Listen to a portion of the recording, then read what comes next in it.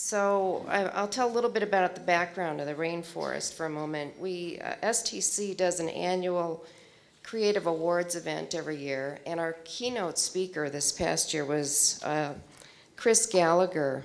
And Chris actually told me about the Rainforest book, and we started talking about it when he was visiting, and he noted that New Mexico had many of the components of the rainforest.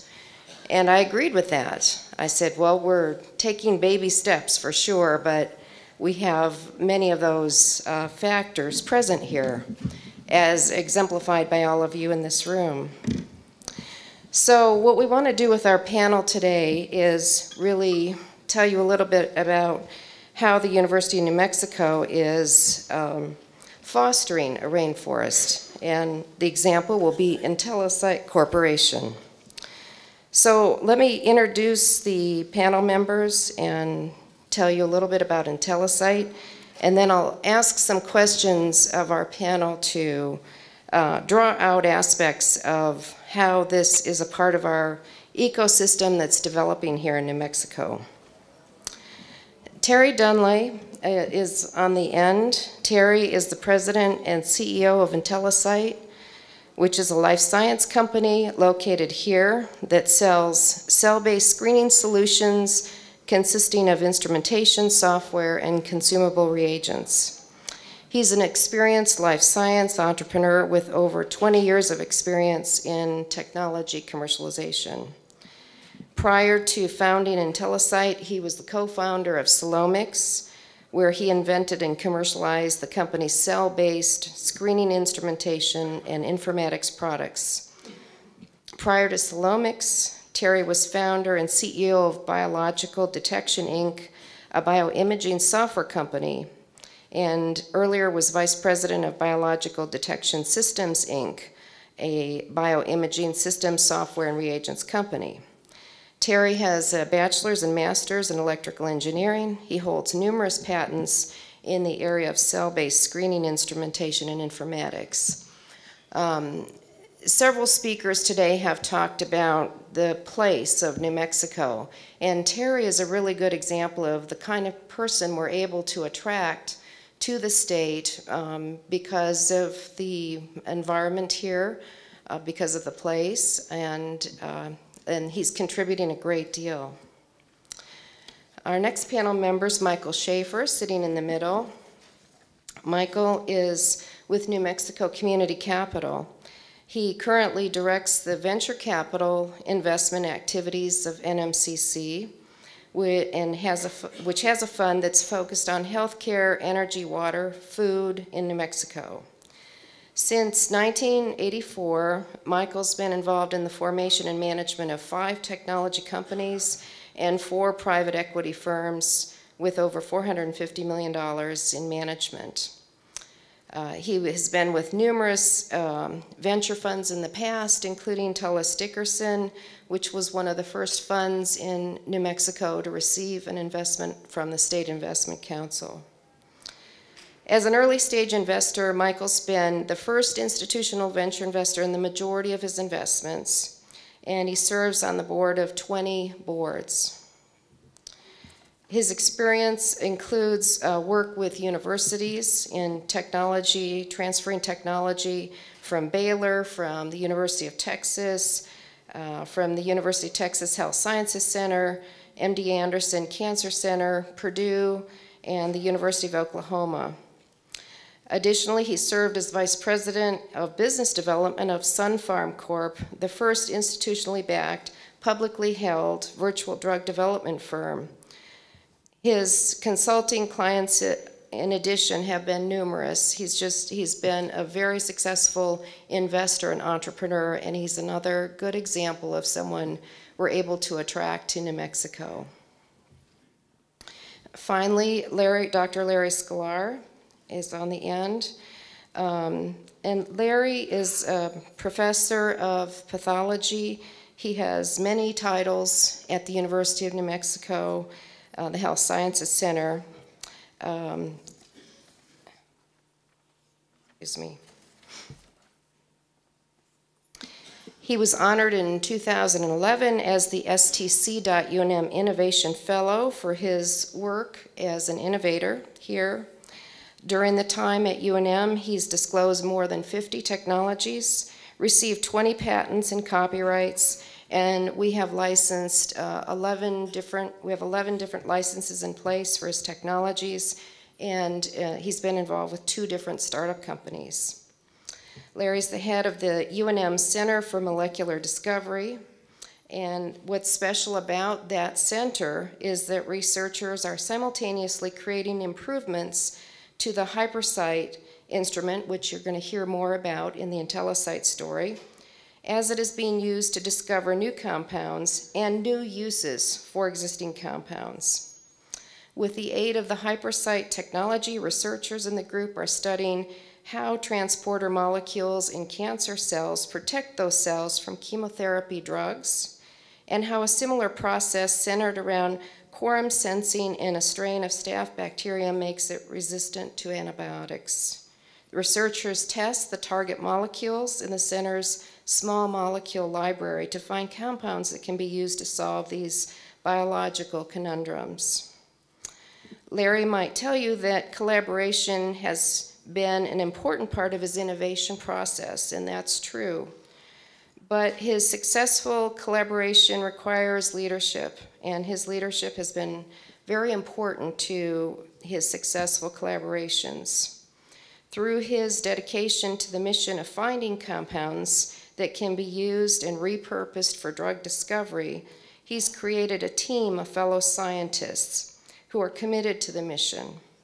He manages teams of over 40 scientists who collaborate not only with each other and with the 8 national NIH-funded molecular screening centers around the country, but with scientists and engineers from Lano, Sandia, and many others internationally. His leadership guides his team of researchers in securing more than $40 million of NIH funding for the center's ongoing work and for the renovations for the center's new home, part of a project contributing to 100 new construction jobs here.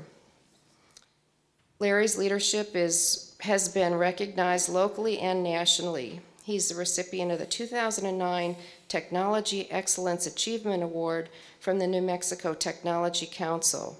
And in 2011, he was inducted into the American Institute for Medical and Biological Engineering's College of Fellows.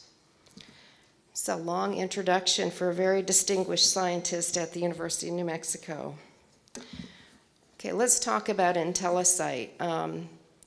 Victor talked about the difficulty in breaking down barriers between the scientist, the engineer, and the investor community. And I think the story that we'll tell you will be one that exemplifies how those barriers are broken down. So I'm going to jump straight to the questions, and let's start with Terry. Terry, tell us a little bit about what attracted you to start your next business in New Mexico. What things were here that encouraged you that this would be a good place to do that? Well, the first thing was my family. My family and I had been back east for many years. We had spent some time out west, so it was really a lifestyle change was the first thing. And it's great climate here, great cost of living, and so that was the first thing. So it was really more of a personal. But then after looking into what other capabilities were here, there was availability of technology at the various universities and the labs. There was a lot of technical talent, and then there was also the availability of startup funds to fund early ventures. So those were a couple of the key things that were grabbers to say, not only is this a nice place to live, but there's something that if you want to build a business up, there's some infrastructure there for allowing you to do that. And then actually after coming out here and not really knowing anyone in the high-tech environment, it really meant I just had to kind of throw myself out there and go make things happen. And it's kind of an interesting feeling. The previous companies I was in, we had raised over $100 million and started 2 companies. But I knew people there, and it was kind of I figured I was going to just take a chance out here and see if I could just do this on my own to start with. And of course, you can't build a company on your own, but you can't get started on your own. And what I had found was, there was a supportive and friendly business environment here. The people that I met here, including folks from STC, from the university, there were a lot of entrepreneurs here who I just called up and asked them what they thought. And all in all, basically, people were very, very supportive. And so that really made a big difference in saying, hey, I actually think I can start something here. I know that STC spent some time introducing you to different technologies that you might take a look at in terms of commercialization, and then you started to look more carefully at the HyperCyt technology. What made you select that technology?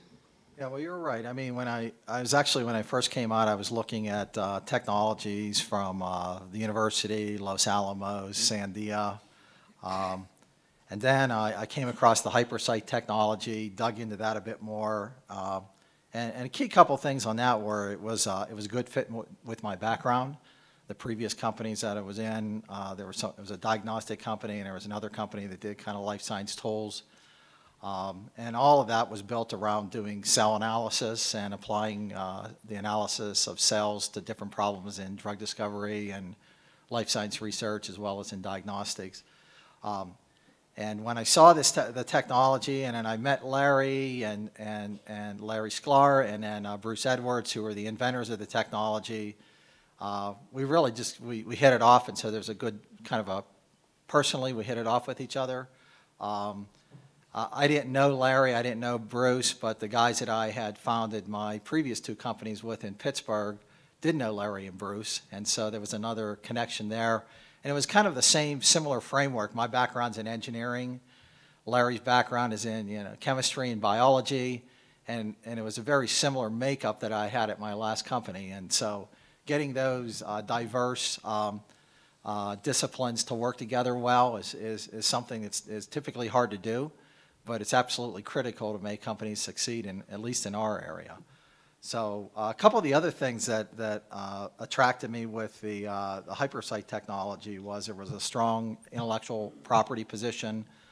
The patents had already issued, and I knew there were going to be more patents issued rather than patents pending that you might have to find out, are they actually going to issue or not, and there's some risk associated with that. The other thing was the maturity of the technology. So a lot of technology that comes out of universities can be at a very, very early stage. It might be a great idea, but a lot of times they need a lot more work to do. And if you've got to put a ton more research into it, it's not something that the venture capitalists like to go out and spend a ton of money on. They like kind of answers that are, or technologies that don't have a whole lot of risk to it. So this technology I felt was fairly mature. And that, as I mentioned, didn't need a whole lot more basic research to commercialize it.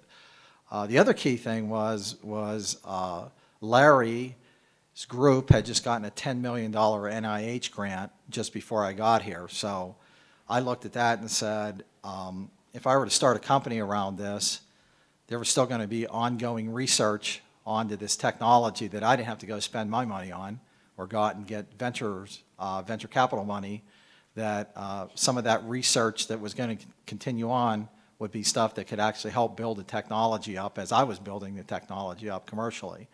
And so that worked out great. And then over the years, since then, Larry and his group have gone on to get another $25 to $30 million worth of additional funding to continue to use the technology. And we have worked with Larry and Bruce off and on different things along the way as we've gone through this. So it's and then the other thing I looked at was just a moderate amount of funding that would be needed. As I mentioned, my previous two companies, we'd raised tens of millions, and last one actually $70 million. And I just felt New Mexico was not a place I was going to be able to go out and raise $70 million. So what I was also looking for was something that I could actually raise a few million bucks and actually get something out into the market and start generating revenue. And so that's what we did. And so those are the key things in picking the technology up. But it was really the technology, the people, and the funding that was here to take it. And the company now is generating revenues based on that technology. Larry, tell us from your perspective what was interesting to contemplate a startup. What role did you play? How did you interact with Terry up front? So I was interested in understanding where I could do the most good. And that had to do with continuing my day job at the university and also understanding what the company actually needed. Because we were in the midst of what's now been a 15-year series of increasing funding and increasing research opportunities, it actually seemed like we could do the most good by continuing to do what we did well, which was developing technology, developing applications of the technology, and then using those applications to discover new drug molecules. That seemed to be a really reasonable way of working with the company. It meant that to a large extent, we had a lot of experience in the field of flow cytometry. It's technology that has been in New Mexico for a long time. It actually came out of the national labs. It was involved with a follow-up to the nuclear research as a way of testing the effects of nuclear damage. And for me, I could bring some of the contacts that I had to the company as it was learning this new field. And I could stand back knowing that Terry had a lot of experience, had worked with people that I had known for 30 years. So the way that I think of my role in the company is as an uncle. I could sit back and watch and cheer on these new people.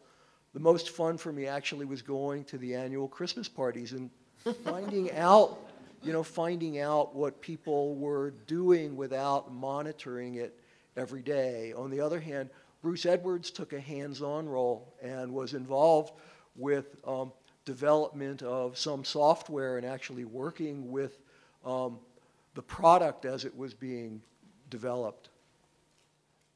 Thank you. Michael, so New Mexico Community Capital, when did they invest? And I know there was some early angel investment. How did New Mexico Community Capital come into the company? Well, it was interesting. My first stay in New Mexico began in 1998, and I opened up an office here for Dulles Dickerson. And it was fascinating because the entirety of the industry was in 3 offices at that point in time, next door to one another. It's myself, Tom Stevenson, who was then with Murphy Partners, and then Sherman McCorkle's office. And that was the extent of the industry back in 1998. I left to do a couple of other things, turned 50, and my wife asked me, where do I want to make my last stand? We both agreed that we'd return to New Mexico. And I was fascinated because I came back here thinking that I was going to be running a company, because you don't exactly move to New Mexico to enhance your career opportunities in finance. But it was interesting because when I reconnected and talked to the networks of people that I had developed here previously, everybody kept saying, geez, all that stuff you were talking about 10 years ago, it's happening, it's happening.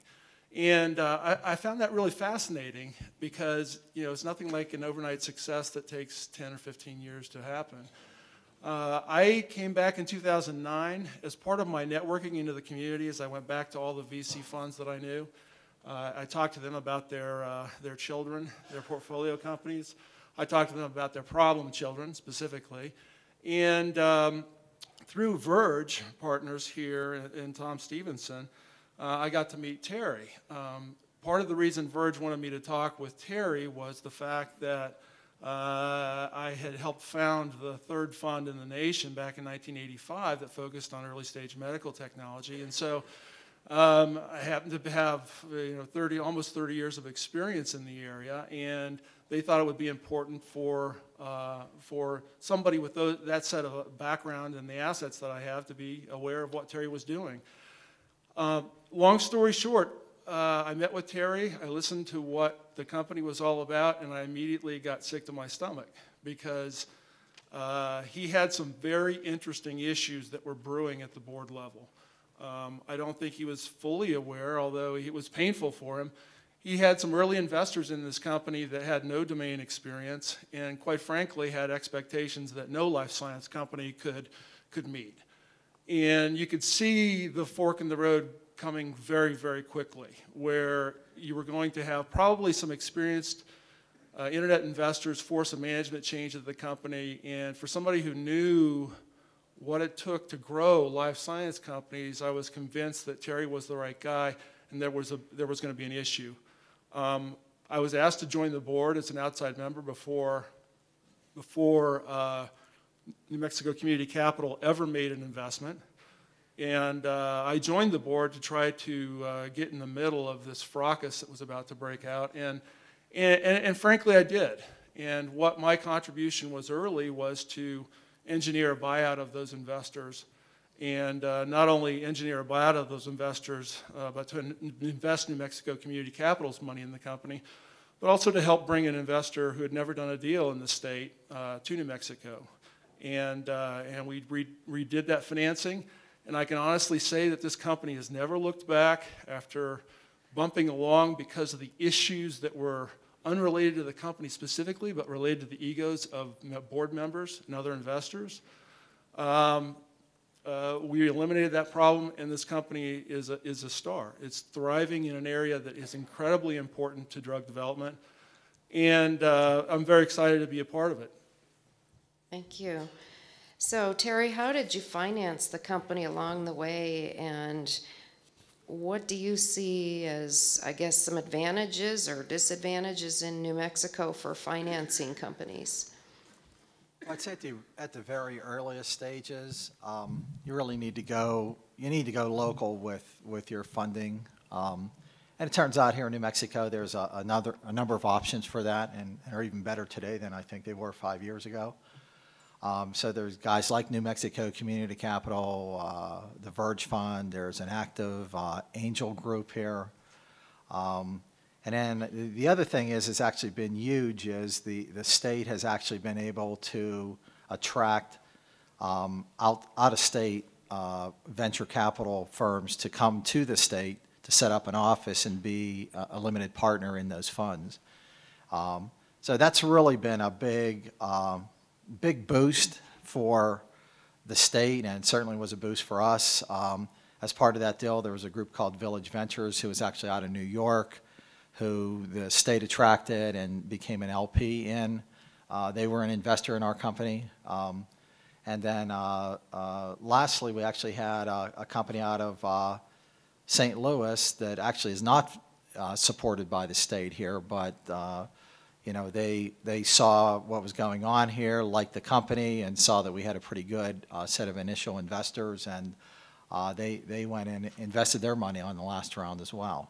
So it's been I think actually it's gotten better over the years, and I think with seed funds, I think there's more seed funds today than there maybe have ever been. Some of the challenges in raising money here moving forward, I think, with the stage that we're at, raising money these days is tough everywhere. It doesn't really matter what you're doing. You could be in Silicon Valley or Boston or wherever you want to be, but it's tough raising money.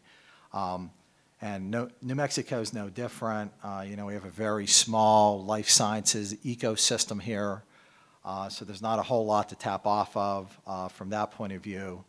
And most companies, when they get to our stage, at the growth stage that we're at, is really looking to go to out-of-state investors.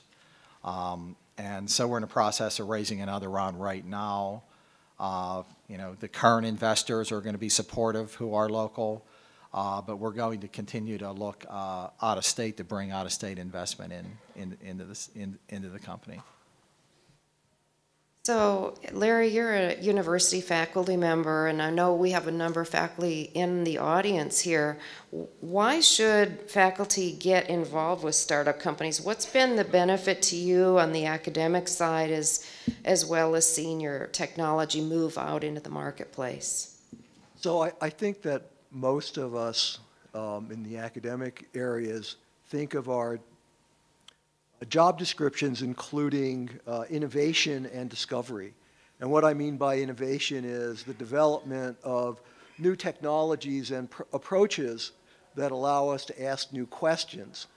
And it's asking those questions, which is the discovery phase, learning more about nature or the areas that we're in. But once we've gotten to that stage, we want to think about the benefits of those technologies and discoveries to people. And we can do that by training the next generation of scientists. We can do that by applying our technologies to human populations through clinical trials or tests. But we can also think about the aspects of commercialization, that what we're doing has impact on our community and the growth and development of our community. So the types of benefits that I see, aside from the royalty payments that we get every year, are that we are expanding our technology in a real-world sense. We're expanding our abilities to work with the community. It's often the case that people that IntelliCyt is now meeting are people who can help us in our research, that they have technologies that we can bring to drug discovery. And sometimes people that we meet or IntelliCyt meet can help to understand what the technology does by having an academic perspective. And finally, I think going forward, the idea about a business model that moves from technology to applications, one of the things that we're interested in doing next that IntelliCyt would also be interested in is personalized medicine, going from drug discovery for applications to blockbusters, but also applications to individuals, because there is so much variation between individual responses to drugs. And that potentially opens up a whole new area of collaboration where businesses working with IntelliCyt could sponsor our research that could then enhance our ability to have real-world impact. Michael, what role do you play today in the company? Are you involved in the board? What kind of opportunities do you see for IntelliCyt in the future? I am a board member, and I consider myself sort of the in charge of helping CEOs understand what VCs mean when they open their mouths. It's remarkable to me because oftentimes you have very experienced people that can be great CEOs, yet the challenges are understanding the expectations of the investors and setting expectations that are realistic, but then also being able to convey those in a manner that everybody can understand. And so I spend a lot of time with our portfolio companies, with the CEOs, trying to help them understand just exactly what the expectations are from the professional investor side, and trying to help them open up additional doors. So, Terry may be able to answer that better than I can, but I really try to roll my sleeves up and help wherever it's possible. And Terry, feel free to comment on that as well. But also, could you talk a little bit about, you're really a university spin-off company. How does that help you in some way in the future? I mean, do you still work with UNM? What do you see as that connection? Yeah, actually, being that we were spun out of the university, we got our beginnings at the university. It's really been central in starting the company up. And as you know, I'll relay this to everybody, I kind of came in not knowing anybody. Lisa and her team basically showed me, opened the doors and said, hey, here's some technologies you might want to look at. And I identified a number of those, and he introduced me to the researchers. One of those was Larry and Bruce as well. So really opened up a door for me to even see what was here.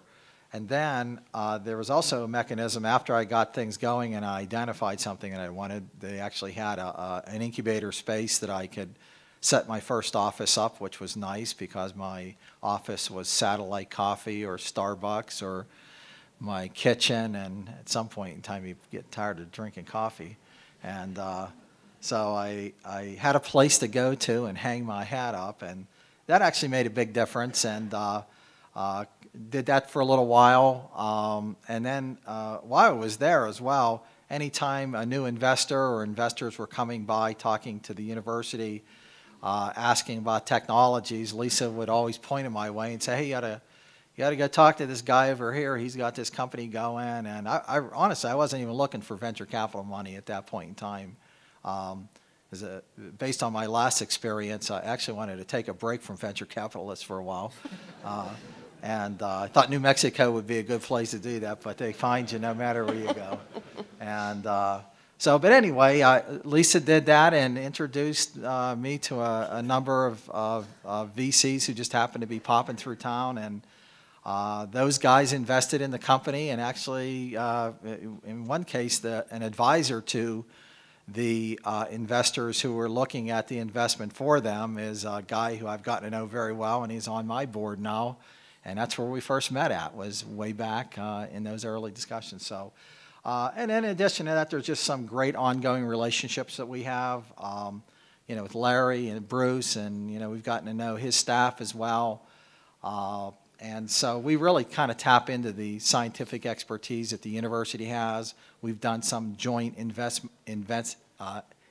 intellectual property disclosures. And so it's really just been a great working relationship for the company and I think for the university as well. So Terry, what can you share with us about the number of employees you have, the space that you have, your sales, et cetera? I can tell you we've got, we just grew in size by about 15% because we just added 3 people. So we're up to about 24 people now. That's full-time people, but in startup companies as well, we kind of tap into the consulting space quite a bit, and we probably use 14 consultants that fill out other critical roles that are located, some in Albuquerque. We have got other consultants that are in Silicon Valley. We actually have 3 employees in Silicon Valley. We have another guy in San Diego, another guy back in the Washington, D.C. area, another in North Carolina. So we basically built up the nucleus here, and basically we tap off of as much New Mexico skill as we can, and then we need to go elsewhere when we need to get it. So a good example of what Victor was talking about these networks spanning the boundaries of the state and reaching around the country and probably around the world as well. I know we're running short on time here, but I want to ask Michael one final question to wrap things up. And given your experience in other parts of the country and here in New Mexico, kind of in and out, what have you found the ecosystem to be like for startups here now in New Mexico? What do you like and what don't you like? Well, it's much improved from where it was, 14, 15 years ago. But there's still substantial challenges. So let's talk about what I like. I mean, I came back here. I could have worked anywhere in the world. I came back here because I think that the frontier spirit that's a part of Victor's book is evident here. I've always loved the fact that the western section of the United States tends to be closer to a meritocracy than any other place, meaning that if you're good, you're recognized for being good, you're rewarded for being good, and everybody knows you're good. And if you're bad, you don't get any rewards, and you're not in that industry. I love the way that works, which brings me to what's good and what's bad. Without a doubt, that frontier spirit is great. And the fact that one of the things that I love about New Mexico is the fact that it's a very diverse place. My company does a lot of work with Native Americans, Native American tribes. We are looking at a lot of different opportunities, and in many respects, there are many aspects to the culture here that are great and will help the opportunities that Victor describes not only get a strong foothold, but do much better. The challenges are also the strengths in many respects. Let's talk about the labs. The labs are just engines of great innovation. It's funny because if you walk into the labs and you ask a general question about what do you have that's available for commercial application, I'll get an answer that's very equivalent to what you're doing right now. Not a lot, just listening. If you walk into the labs and you say, I want to land a 747 on the end of my pencil in about a week, you're going to get some really interesting answers. The challenge, though, is that while many of us look at that technology that's being funded by the federal government as really being an engine for driver, what we have to understand is that the culture of the entrepreneur is not part of the labs. And one of the biggest cultural hurdles that we have in dealing with the very bright people, and the state is wonderful because it has so many smart people, but one of the biggest cultural issues that we have is a lot of the people that come out of the labs, or a lot of the people that come out of a lot of federally funded projects, turn into very good SBIR houses. These are guys that when they come out, they apply to the Small Business Research Grant Program. They get a couple grants. They want to use that to do something else. But unfortunately, what happens is they do the next grant to meet their challenges of their business, and the grant after that, and they get comfortable. And there are a lot of really bright people around Albuquerque and in the state of New Mexico who are comfortable with the small lifestyle businesses. So you can't mistake those people as entrepreneurs. They're not. So we have to take a certain portion of that population and realize we're never going to be able to commercialize anything that they're working on. The last point, and the point I think that really has to challenge the state for the future, is that 10 years ago, this state really emerged on the map as being very supportive of venture capital activities. The State Investment Committee hasn't made a fund investment in close to 5 years. That's their priority. They can do what they want to do. But to somebody that's connected in through my networks of 30 years, I get calls from very, very good venture funds, and they want to know what's going on in New Mexico. Why? Because the perception is that the state has become very anti-private equity, very anti-venture capital. And the challenge is, I think, goes back to the early days in talking about expectations. Venture capital, when done correctly, is a long-term process that is fraught with risk, and frankly, you will know your failures much sooner than you will know your successes. So where are we in the lifetime of the state supporting things? Well, I think we're within a year or two of having some really good things happen in the portfolios. But without the state continuing to support placing funds within the state, the issue becomes one of 2 years from now, we're going to be 2 years behind where we should have been. So we need to understand that this is a tool in one of many tools in a bag that can be used the right way, but the expectations need to be that this is something that takes 8 to 10 years to generate outstanding successes.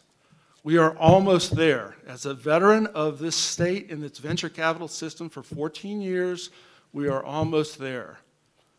Now is the time not to be looking at understanding how you want to take risk off the table and sit there with the fact that you need to generate current income. It should be a portion of portfolio management, but we're in a very precarious position, the state is right now. And I would encourage everybody to help in the discussions, help everybody else understand that this is a challenge. It's very, very hard to do when everything goes right. And it never goes right all the way. Okay, well, thank you very much to our panel members.